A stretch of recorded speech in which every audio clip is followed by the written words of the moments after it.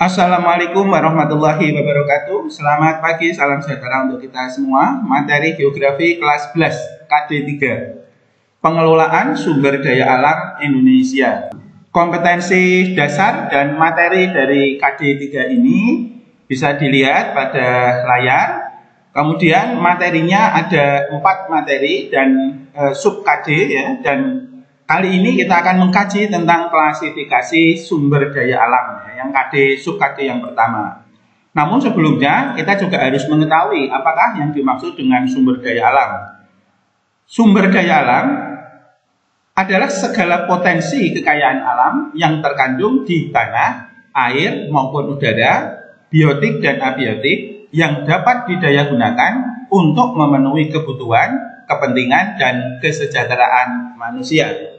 Sementara pengertian sumber daya alam menurut Kamus Besar Bahasa Indonesia adalah potensi alami yang dapat dikembangkan untuk menunjang proses produksi. Sumber daya alam memiliki sifat dan karakteristik tentang keberadaan dan ketersediaannya.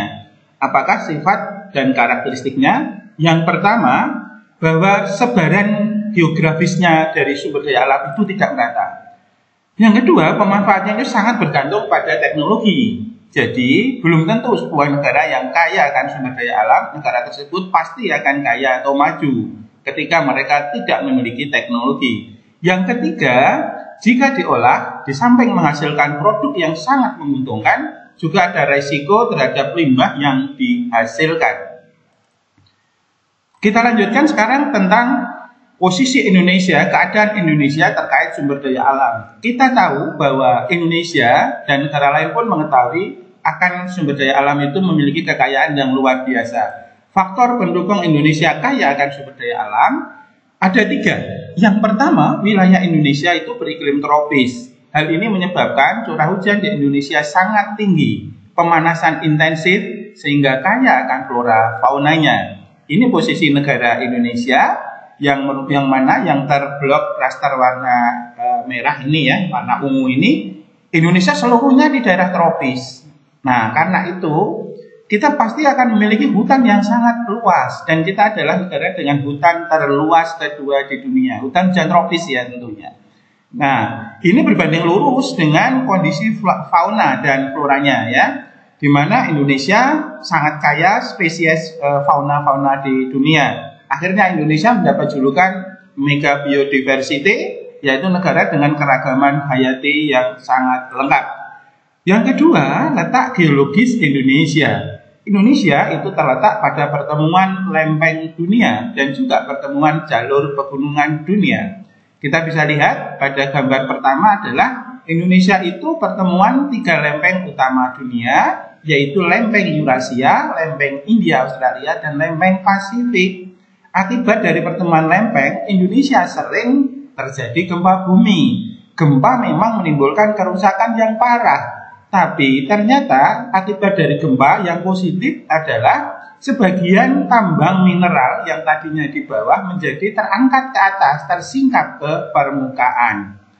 Indonesia juga merupakan pertemuan 3 jalur pegunungan dunia. 1 adalah jalur Mediterania yang ini, 2 adalah Sirkum Pasifik, mulai dari Andes, Rocky sampai Jepang kemudian ke Indonesia, dan 3 adalah Sirkum Australia Timur. Ketiganya ketemu di Indonesia. Apa akibatnya? Indonesia kaya akan gunung api. Kekayaan akan gunung api itu membuat Indonesia sering terjadi gunung api meletus. Maka sebagian material yang ada di bawah bumi itu terbawa keluar, sangat menguntungkan bagi sumber daya tambang di Indonesia.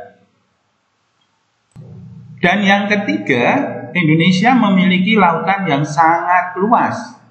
Apa implikasinya? Ini sudah pernah kita kaji di sub-KD yang pertama.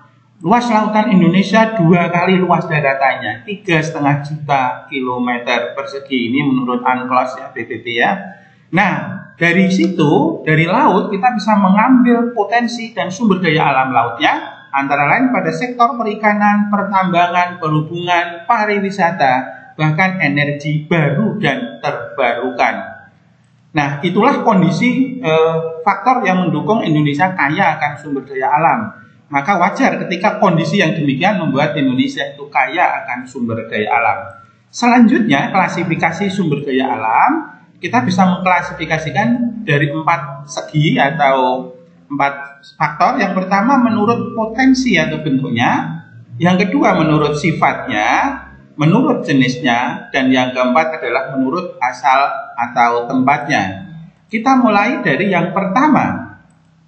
Berdasarkan potensi atau bentuknya, ada satu sumber daya alam materi. Adalah sumber daya alam yang dimanfaatkan dalam bentuk fisiknya. Antara lain kayu, batu, pasir, termasuk juga barang tambang fisik. Ya. Yang kedua adalah sumber daya alam energi. Adalah sumber daya alam yang dimanfaatkan energinya. Apa sajakah itu? Ada minyak bumi, batu bara, dan gas alam. Yang ketiga adalah juga mungkin panas bumi ya. Yang ketiga adalah sumber daya alam ruang. Adalah sumber daya alam yang berupa ruang atau tempat hidup. Bisa di daratan, hamparan daratan yang luas bisa kita manfaatkan dan kita kelola. Dan juga sumber daya kelautan. Berikutnya adalah berdasarkan sifatnya ada 2, yaitu sumber daya alam yang dapat diperbarui. Renewable resource adalah sumber daya alam yang apabila habis dapat diusahakan lagi keberadaannya. Apakah itu? Antara lain adalah tumbuhan atau tanaman seperti padi ini, kemudian aneka jenis hewan yang bisa diternakkan, juga ada air, tanah, cahaya matahari, dan sebagainya. Yang kedua adalah sumber daya alam yang tidak dapat diperbarui. Unrenewable resource adalah sumber daya alam yang bila habis tidak dapat diusahakan lagi keberadaannya. Apa saja contoh-contohnya? Bisa disaksikan. Ini ada tambang minyak bumi, kemudian juga ada batu bara, dan juga yang terakhir adalah tambang timah. Selanjutnya berdasarkan jenisnya.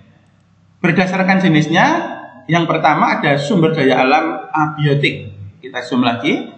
Atau non-hayati adalah sumber daya alam yang berupa benda-benda mati seperti aneka tambang, ini ya aneka berbagai jenis tambang, kemudian tanah yang bisa dikembangkan, dibudidayakan untuk tanaman, juga laut bisa dijadikan energi terbarukan, bahkan udara, cahaya matahari bisa diambil atau jadikan sel atau panel surya. Yang kedua adalah sumber daya alam biotik atau hayati, merupakan sumber daya alam yang berupa makhluk hidup. Tumbuhan, ya, hutan ya seperti ini, kemudian juga aneka jenis hewan.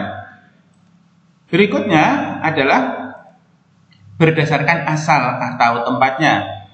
Yang pertama ada sumber daya alam terestrial, adalah sumber daya alam yang tempatnya di permukaan bumi atau di tanah ya. Terestrial itu maknanya adalah tanah seperti hutan, ya. Yang kedua, sumber daya alam akuatik adalah sumber daya alam yang asal atau tempatnya berada di perairan, baik di laut, sungai, danau, rawa, dan air hujan. Apa saja contohnya? Di samping berbagai jenis tambang yang ada di laut seperti minyak bumi, juga ada berbagai jenis ikan, garam, rumput laut, panorama laut, dan sebagainya. Yang ketiga adalah sumber daya udara, adalah sumber daya alam yang berada di udara. Apa saja? Antara lain adalah angin yang bisa digerakkan, yang bisa dijadikan kincir angin, sinar matahari untuk panel surya, cuaca iklim yang mendatangkan potensi iklim, dan sebagainya. Oke, demikian klasifikasi sumber daya alam. Terima kasih atas perhatiannya. Wassalamualaikum warahmatullahi wabarakatuh.